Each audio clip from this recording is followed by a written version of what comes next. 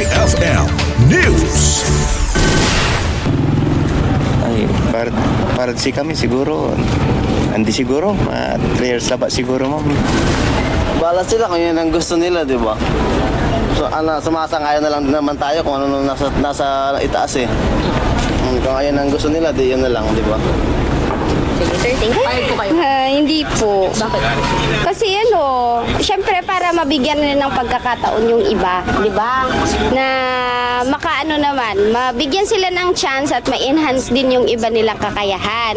Hindi lang kumbaga nakatutok lang tayo sa isang tao, di ba? Kasi para sa akin, pag di ba, meron yung tatakbo ka, tapos mangangako ka at hindi mo naman natupad. Tapos hanggang 6 years, hindi mo pa rin natutupad, di ba? Paano na lang yung iba, di ba? Umaasa pa rin. So, kailangan natin mabigyan sila ng chance.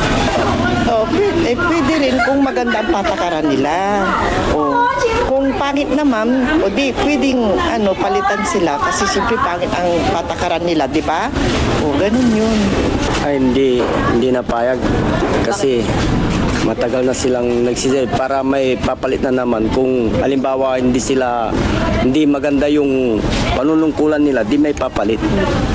Para sa mo, agak mong payag kasi dumamo kasi wala rami aga nagustuhan na rin gagonda, wala rami nagugustuhan da. Mamala ba? Kasi makapawil mo na lamang irami yun. Kasi mostly natanong wala nagawag-gagawang kin papanigan da rin ka mag-anak da. Tapos halimbawa wala rin sasabihin ayuda kontura. Number 1, idanda, ararami idan na natin, ari ka mag-anak din, natitilak rin aron. Kung sa akin, kung maganda naman ang pinapakita ng kapitan o kung sino man nanunungkulan, okay. Pero kung mangungurakot lang, wag. Yun lang.